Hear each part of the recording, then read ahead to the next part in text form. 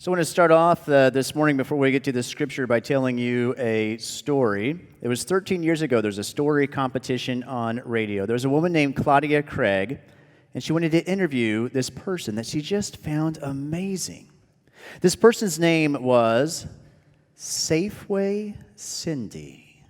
That's how she was known at the local grocery store in Evergreen, Colorado. Cindy could not fathom Safeway Cindy could not fathom why Claudia wanted to interview her. But here's what Claudia could not fathom. She would go to the grocery store, she would see all these lines, and there would be one long line just kind of snaking around the front entryway there, even though there were other lines that were shorter or had no one in them. People would purposefully wait in line to have Cindy check them out. Is that an anomaly or what?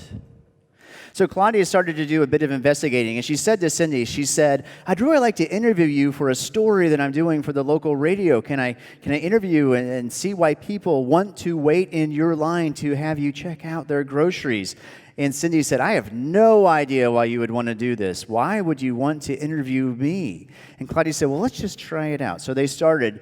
And the first question was, after they get the introductory stuff, why do people wait in your line when they could get home much faster?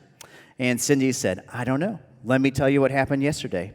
A woman came through her line, she said, and Cindy just asked her. Cindy said, how are you doing today? Not good, said the customer. And then the customer said, I don't know why I chose to wait for you, but something told me that I should. And then the customer shared with Cindy that she had just that afternoon been diagnosed with a tumor and had no idea what to do next.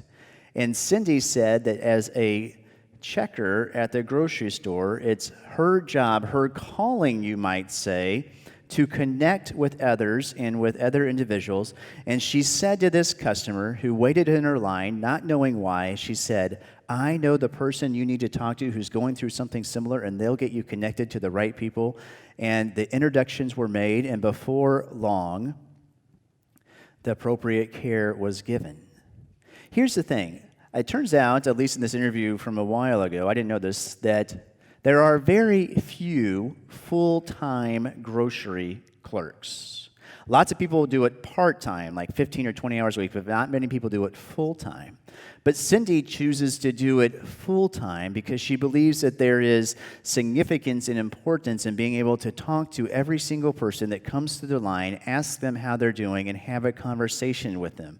So I was listening to the story, and I was thinking about this, and then I was thinking about the grocery line.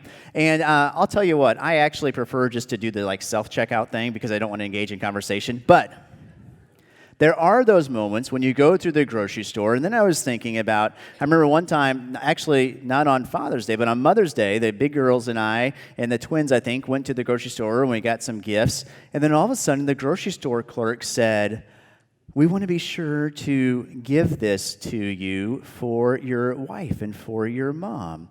And they had given us a cake with a card for Mother's Day. And they said, we see her in here all the time, and we know how hard it is to be a mom and what a great person she is. And I thought, there's something about that, right? The personal relationships, the connections. Connecting with others is so important. Did you know that connecting with others actually impacts your health? I was reading the research this week.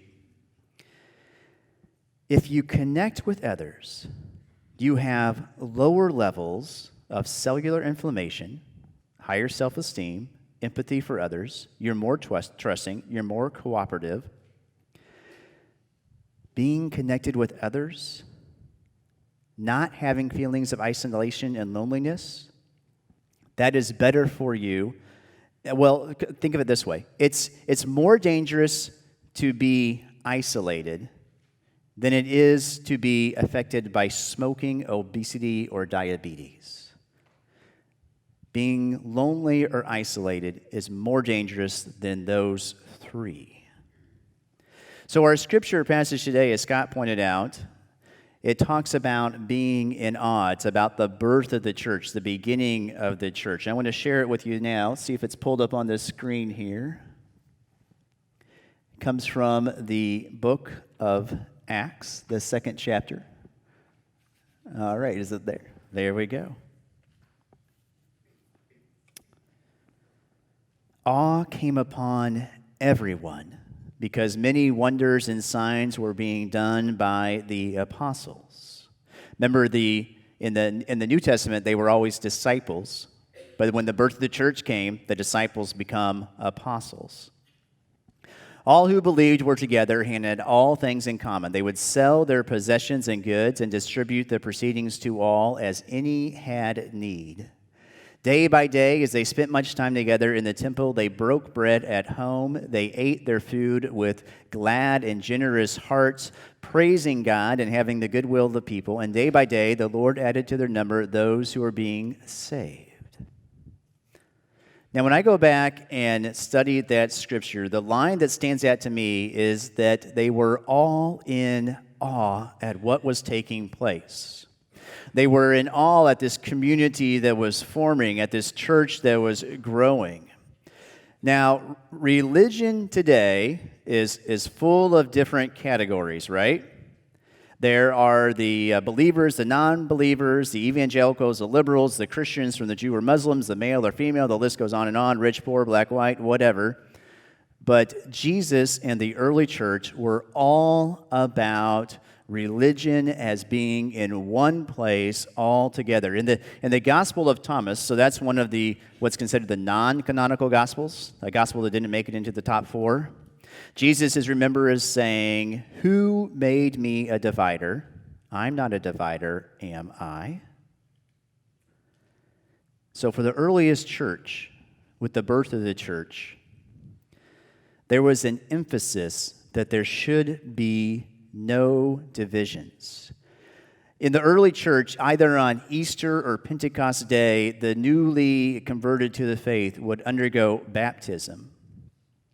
And Paul would say to them and instruct the leaders of the churches to say to them, Paul would instruct the leaders of the church to say to them right before they were baptized into the waters of Christ, "You are all children of God. There is no Jew or Greek, no slave or free. There is no male or female, for you are all one." Now, that letter, that creed, and we're not a creedal church, but that was a creed of the early church, is found in Paul's letter to the church in Galatia. If you're a real scholar of antiquity, you'll know that those words are in a riff on an ancient creed attributed to Socrates. So we're talking about the ancient world, right, with ancient Greeks, and you have Socrates and you have Paul. Here's what Socrates said, and everyone in the ancient world would have known this. Socrates said, "I thank the fates every day that I was born a Greek, not a barbarian, free, not a slave, a man, not a woman." That's how the ancient world defined themselves, by their privilege, by their gender, by their ethnicity, by their class. And Paul takes all of that, the early church takes all of that, turns it upside down, and says that there is no us or them. Everyone is together, no lines drawn in the sand. So how does all of this relate to us today? I want to spend just a few minutes talking about an upcoming event, and Loyalty is going to talk about it again towards the end of the service.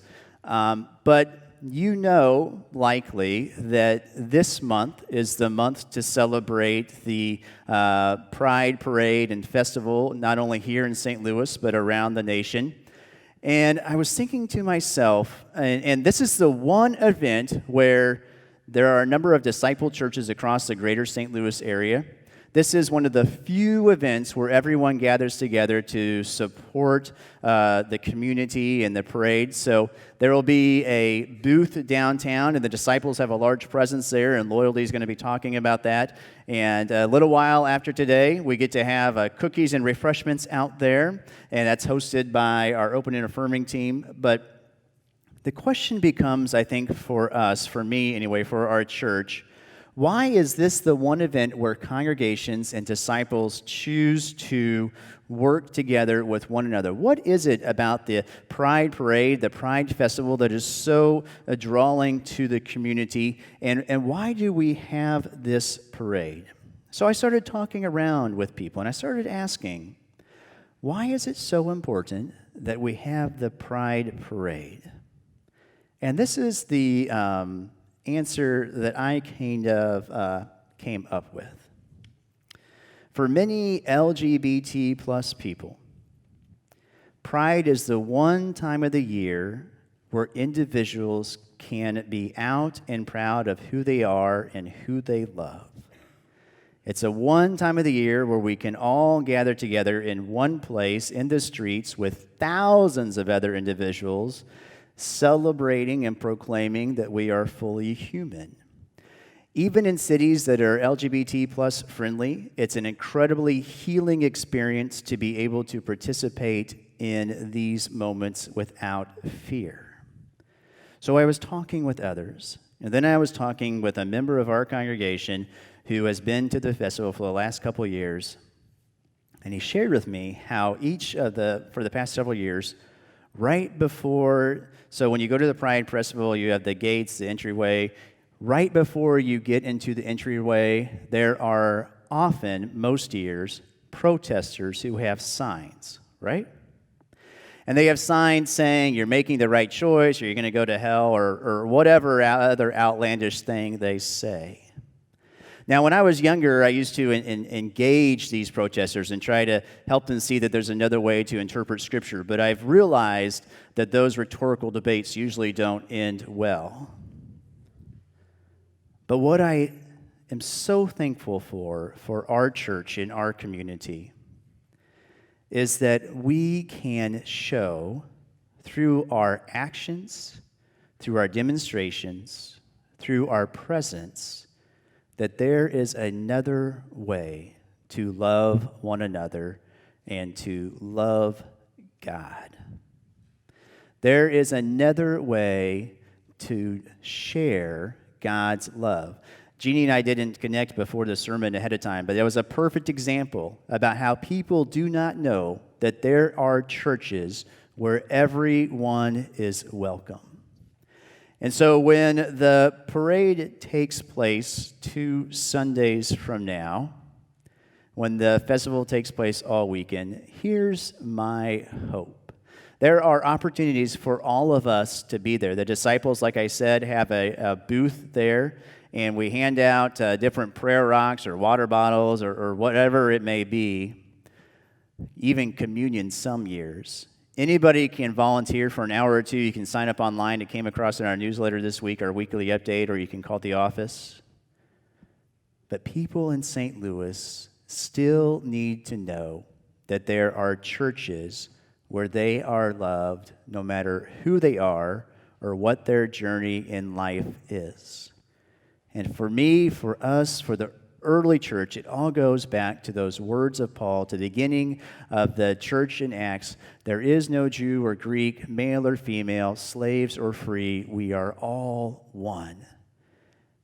In the second chapter of Acts, when they are all one, it says that awe came upon them.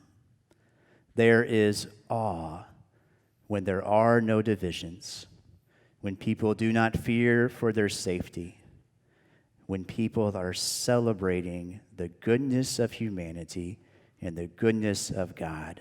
And when we celebrate that and proclaim it, there will be awe once again. Through Christ we say together, amen.